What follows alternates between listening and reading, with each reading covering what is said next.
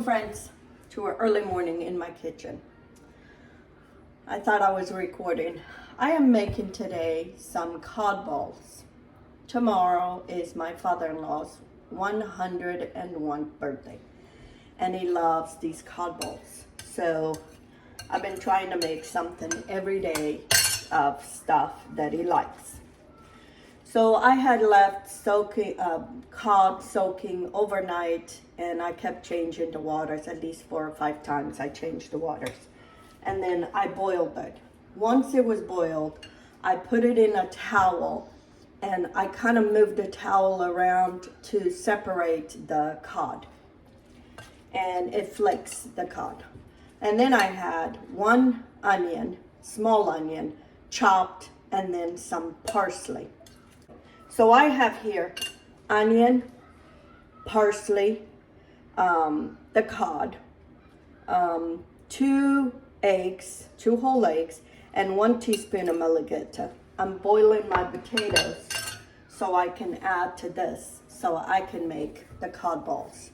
I already have a recipe how to make cod balls, but there's always new people that don't know how to do it. These are delicious for a meal, or it could be as an appetizer. So I made myself to do until his birthday, have something different every day. Yesterday I made him a chorizo bread. He loves that too. So I made that. Today I'm making this. Tomorrow I make something different. So we celebrate his 101st birthday. So anyway,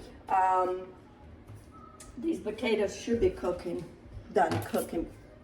They've been here for at least 15 minutes. You want them fully cooked because we're gonna mash them. No, they need a little bit more. So I'm gonna let these potatoes cook. Once they cook, I'm gonna mash them and we're gonna add to this. I'm mashing my potatoes. I have 2 medium potatoes. This is depend how much cod you're making. I think I had 1/2 pound, and this was the cod that was already all pulled apart. For things like this, it's not worth it to buy an expensive fish, the cod, the steak, or the fillet. You want some that it's less, the ones that are the little pieces. You're gonna shred this anyway. I don't go buy a whole piece of cod. And I save a little bit of the water, and if it gets too thick, I put the water and I thin it out. Some people use milk. I don't. I use the water from the cooking the cod. Okay? And I want this really mashed well. I think that's good.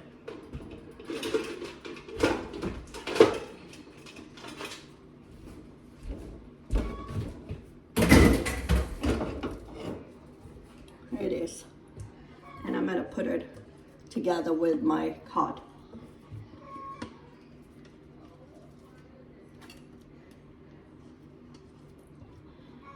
I know I've made a couple times for him this, and he loves it. We used to make this as a meal when my mom made it. It was a meal. It was not for appetizers. But here we make for appetizers. Okay, I'm gonna mix all this until it's well combined. And I don't need no more liquid, so I'm done with this. I think that's this is a good consistency. And you can make this ahead of time. You can shape them and then just fry them whenever you want. I'm gonna roll these in a little bit of breadcrumb. That's not something Portuguese, but I find that when I do that, it gives a better crunch. Okay, I'm gonna get some breadcrumbs. And I'm gonna use, oh, first before this, let me taste for salt. Can use some salt. It's a good thing I tasted. I would change the water so many times. I'm always afraid that. Okay, and let's mix all this. I'll put in a little bit of black pepper. I might put a little bit more malagueta. I know he likes a little spicy.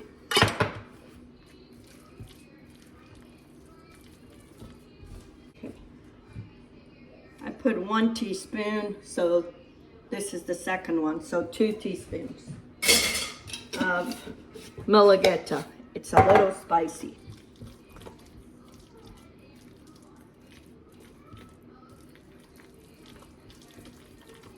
And also has salt, so should help flavor this.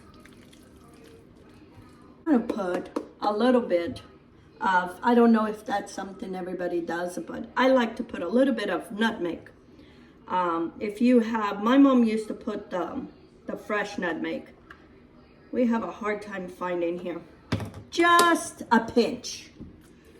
Just grab a little bit with your hand, and it just gives a little background flavor. Okay. Taste again.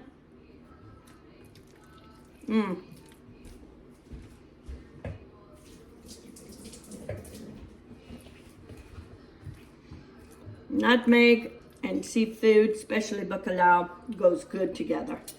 Okay. So now I'm going to scoop into 1 spoon. This is a tablespoon, a soup spoon, and you do however size you want. And then what I do, you keep flipping, press it down to shape, and it'll make into like an oval shape. And being this is for appetizers, I don't want them too big, so I'm going to make them small as possible, and then put them in a, and then you put it in the panko and you roll it. You can also use bread crumbs. Roll them in bread crumbs and put it in a cookie sheet. And then I'm going to refrigerate this so they stay set a little better. Try not to mess too much with them when you're rolling them. Be as gentle as possible.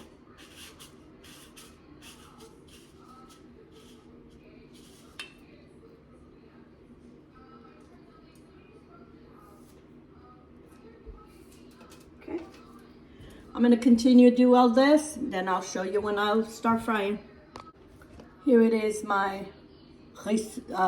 balls, cod balls. Now I'm going to put them in a refrigerator for maybe about half an hour before I fry them, so they firm up, so they don't fall apart and stay all together. Okay friends, it's time to start frying my cod balls. This is just plain oil, canola oil, vegetable oil, whatever you use. And we're just gonna fry these. And by keeping them in a refrigerator, they got a little bit firmer, so it's easier to handle. Okay, I'm gonna fry these and I'll show you when I'm done. Here it is, my cod balls. Oh, look at this.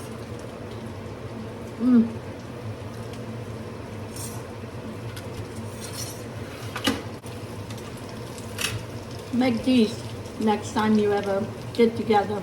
They're so delicious. So addictive. Okay, friends, here it is. The cod balls for my father-in-law, but I'm gonna steal one because I like it with lemon. Put lemon on top.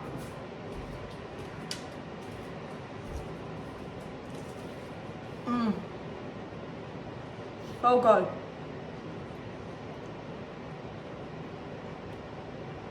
I'm gonna go surprise him this for lunch. I hope he likes it. I know he loves these, but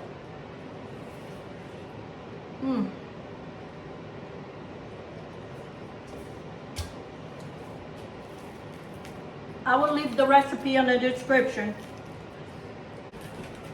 You make these with a green salad, it's a perfect summer lunch. And it is delicious. Anyway, I'll leave the recipe in the description. You give it a try. And if you haven't subscribed, please do. Give me a thumbs up, share my videos on your social media with your family and friends.